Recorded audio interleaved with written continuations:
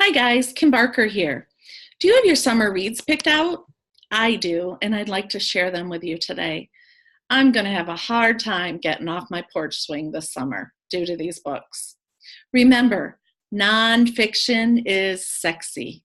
It's not that fiction books are bad, but when you are done with all the romance novels and the sci-fi and adventure books, pick up a nonfiction book to improve not only your life, but the lives of those around you as well.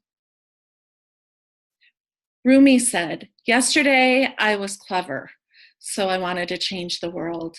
Today I am wise, so I am changing myself." Change does come from the inside out, doesn't it?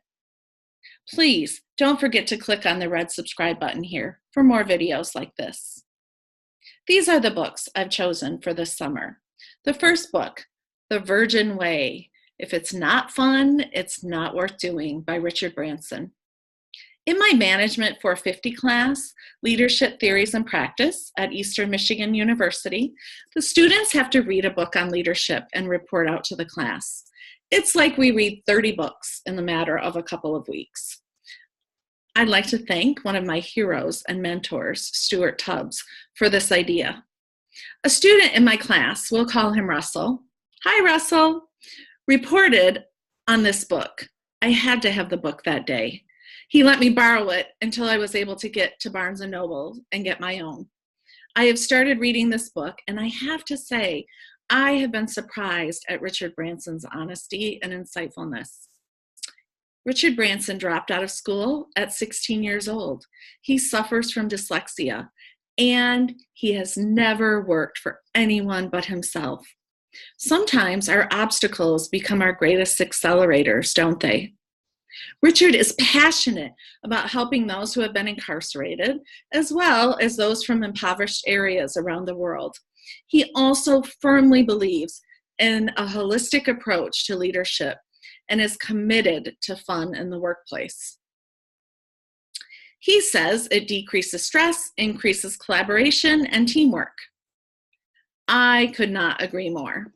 You open the book to a quote by Sir Thomas Beecham: "Try everything once, except incest and folk dancing." LOL. The Yin and Yang of Leadership by Francois Heon. After 25 years of work as an organizational psychologist and leadership consultant in Canada, Dr. Heon has found that leadership, both at the individual and group level, can be described as the interplay of two complementary principles. First is an intentional principle, which initiates and acts with intent, courage, and determination to achieve something a person or a collective wants.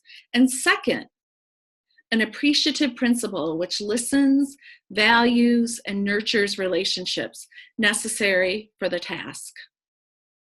This book is good for individuals, couples, teams, or a global organization. I cannot wait to read it. My third book, The Moment of Lift: How Empowering Women Changes the World, by Melinda Gates. I am so in awe of the work that Melinda and Bill Gates are doing around the world. It is smart, it is focused, and it is so, so incredible. Melinda had me just at the inside cover when she said, "How can we summon a moment of lift for human beings, and especially women? Because when you lift women up, you lift up humanity." Amen, sister. When I picked up this book from the library, The Road to Character by David Brooks, who writes for the New York Times, I thought I was checking out his new book, The Second Mountain: The Quest for a Moral Life. As it turns out, I had requested both books, but this one came in first. So I will read it first. In The Road to Character, David responds to what he calls the culture of the big me. He challenges us and himself to rebalance the scales between our resume virtues, achieving wealth, fame, and status, and our eulogy virtues, kindness, bravery, honesty, and faithfulness.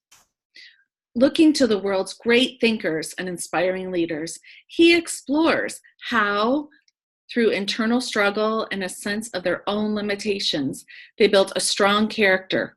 With wisdom, humor, and sharp insights, he provides us with an opportunity to rethink our priorities. A tip from me: when you check out large print books at the library, you get them faster. And I think I'm pretty darn close to needing them anyways. I usually check out books at the library, and then once I fall in love with them, I purchase them and add them to my library. Fortunately or unfortunately, I fall in love with a lot of books. The fifth book, is A Chief Joy Officer by Richard Sheridan. How Great Leaders Elevate Human Energy and Eliminate Fear. I absolutely loved Richard Sheridan's first book, Joy, Inc. I saw a tweet the other day that someone read Joy, Inc. 3 times in a row to be sure they absorbed everything in it. I had the privilege of hearing Richard Sheridan speak recently. He is the president of Menlo Innovations based in Ann Arbor, Michigan. One thing that really stood out with me in his talk was how unhappy he was for a number of years in his profession. He said that he would take the long route home, trying to de-stress, trying to not to bring all that stress home to his family. Then one day, he learned that the organization he had worked for was closing their Midwest offices, which happens far too often. He saw this as an opportunity to create an organization free from fear, where people bring their whole selves to work and apply a full range of their potential energy and talent. Guess what? His company and his employees are thriving, and I am especially excited to read this book. My last book that I am so excited to read is called On the Edge: The Art of a High-Impact Leadership by Alison Levine. A student, we'll call her Stephanie, recommended this book to me. Imagine yourself on the highest mountain in the world. You're at 26,000 feet above sea level, a place that is called the death zone, an elevation at which human beings cannot survive for long. Your brain and your body are oxygen starved. You have to deal with the psychological effects of extreme altitude, along with bone-chilling temperatures, battering winds, and a climbing team that's counting on all of its members to make smart decisions. This is one reason you have to really get to know and care about your teammates. That could be the determining factor of who might be willing to put their life on the line for you. Okay, I have to get to reading. One of these books will be my summer recommended read. Please do not forget to click on the red subscribe button here for more videos like this. And remember, nonfiction is sexy. Bye.